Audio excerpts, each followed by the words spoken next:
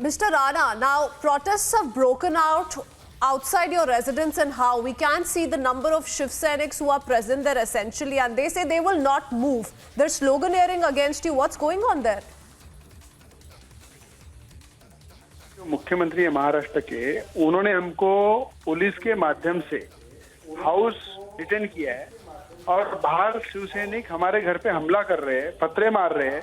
मुझे लगता है जिस महाराष्ट्र के मुख्यमंत्री के आदेश से अगर शिव सैनिक हमला कर रहे हैं एक विधायक और एमपी के घर पे, तो महाराष्ट्र की जनता कैसे सुरक्षित रहेगी?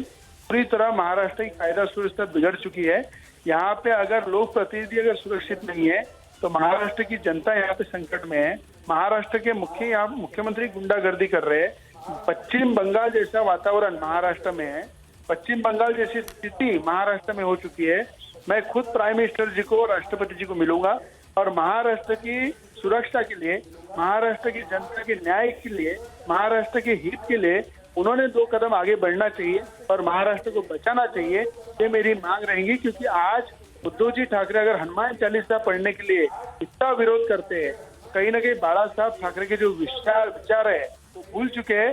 कांग्रेस की नीतियों पे वो काम कर रहे हैं और इसी तरह महाराष्ट्र की जनता भी, किसान है, मजदूर है, यहाँ बेरोजगारी है जो बड़े पैमाने पे बढ़ रही है, उस पर उद्धव ठाकरे जी का बिल्कुल ध्यान नहीं है। दिल्ली के कोई भी राज्य के जिले में कभी आज तक गए नहीं, 2.5 साल में, 2 साल में मंत्रालय गए नहीं है। तो मुझे लगता है एक लोक प्रतिनिधि के नाते अगर मुझ पे अगर हल्ला होता है, मेरे परिवार पे हल्ला होता है और मुख्यमंत्री की परवानगी से अगर शिव सैनिक हल्ला करते हैं, तो मुझे लगता है महाराष्ट्र कहीं तो भी पूरी तरह से अस्थिर हुआ है। इस अस्थिर को स्थिर करने के लिए पंतप्रधान और राष्ट्रपति जी ने ध्यान देना चाहिए। और यहाँ पे पुलिस जो है, पुलिस पूरी सीएम के कंट्रोल में है। पुलिस ने हमें बाहर निकलने नहीं दिया, प्रेस से वार्ता करना है, पत्रकार परिषद लेना है, उस पर बंदी लाई। तो मुझे लगता है ये हुकुमशाही जो है उद्धव ठाकरे जी की, ये मुख्यमंत्री के खिलाफ या यहाँ पे जनता के प्रश्न जो उठाएगा उसको आवाज दबाने का काम मुख्यमंत्री कर रहे हैं।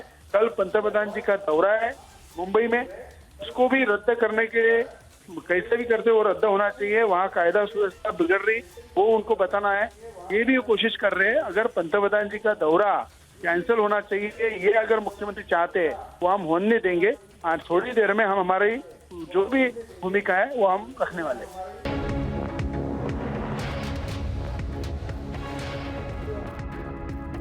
Running across to ANI where Ravi Rana is speaking, where Navneet Rana and Ravi Rana, you've seen the protests in Mumbai. They've called off their protest outside the Chief Minister's residence. I'm cutting across live. Let's listen in, please. जिन्होंने पश्चिम बंगाल जैसा वातावरण इस महाराष्ट्र में किया हुआ है और कायदा सुव्यवस्था बिगाड़ के यहाँ पे जिस तरह से पंतप्रधान जी का कल दौरा है, हमारे देश के पंतप्रधान जो आज हमारा गौरव है, हमारे देश के लिए वैभव है, वो पंतप्रधान कल आ रहे हैं। उनके दौरा किसी तरह का डाक बोर्ड लगना नहीं चाहिए। महाराष्ट्र की संस्कृति है, हमेशा बाहर से जो व्यक्ति आता है उनका हम सम्मान करते हैं और वो संस्कृति को हमको पालन करना है। और उसी तरह मुख्यमंत्री चाहते हैं यहाँ की कायदा सुव्यवस्था बिगड़े और पंतप्रधान जी का दौरा कैंसिल हो। अगर मुख्यमंत्री ने ये सोच के रखा है कि देश के पंतप्रधान मुंबई में नहीं आना चाहिए और ये जो चल रहा है पूरे महाराष्ट्र में, मुंबई में, ये चलते रहना चाहिए, ये हम होने नहीं देंगे। देश के पंतप्रधान मुंबई आ रहे, उनका पूरी ताकत से स्वागत होना चाहिए, सम्मान होना चाहिए और महाराष्ट्र को वो दिशा दिखाएंगे। विश्वास है मुझे, वो दिशा दिखाएंगे, महाराष्ट्र के विकास के लिए एक संदेश देंगे जो मुख्यमंत्री कर नहीं पा रहे। इसलिए किसी से डरने की बात नहीं है। हम मुंबई में आ चुके, हमारे घर में पुलिस ने डिटेन किया है, प्रेस कॉन्फ्रेंस लेने में भी मना किया है और बार बार पुलिस हमको बोल रही है कि 1:30 बजे की फ़्लाइट है, 1:30 बजे की फ़्लाइट से आपको जाना है, आपको एयरपोर्ट हम लेके जा रहे हैं। अभी बोल रहे हैं 6 बजे की फ़्लाइट है, 6 बजे के फ्लाइट से आपको जाना है और आपको हम एयरपोर्ट छोड़ेंगे, आपको मुंबई के बाहर जाना है। अगर इस तरह से पुलिस को हाथ में रख के अगर राज्य के मुख्यमंत्री हमको मुंबई आने के बाद मुंबई से भगाना चाहते, पुलिस को आगे करके हमको एयरपोर्ट छोड़ना चाहते और हमको यहाँ से मुंबई से बाहर करना चाहते, तो मुझे लगता है ये सब राम भक्त और हनुमान भक्त देख रहे। आने वाले टाइम पे जिस तरह से गोवा में नोटा से भी कम वोट उनको मिले, वही परिस्थिति महाराष्ट्र में होंगी। क्योंकि आज महाराष्ट्र में जो एमएलए चुन के आया है, एमपी चुन के आए, वो मोदी जी का फोटो लगाया, मोदी जी का नाम लिया, इसलिए महाराष्ट्र में इतने एमएलए एमपी चुन के आए। और उन्होंने जब प्रचार कर रहे थे तब मोदी जी का फोटो बड़ा था और बाला साहब ठाकरे जी का फोटो छोटा कर दिया था, क्योंकि सत्ता के लिए ये बाला साहब के विचार भी भूल सकते हैं।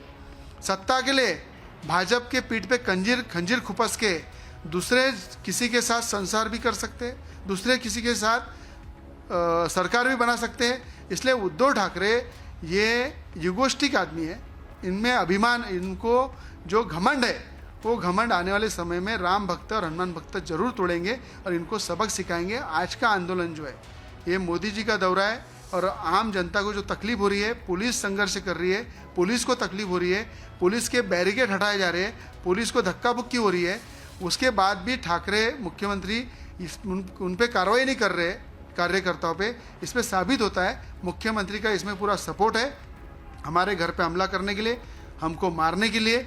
और मैं चाहता हूँ जिस तरह से शरद पवार साहब हमारे महाराष्ट्र के नेता है, देश के नेता है, उनके घर पे जिस तरह से हमला हुआ उससे मालूम पड़ता है कि कहीं ना कहीं महाराष्ट्र की कायदा सुव्यवस्था बिगड़ चुकी है।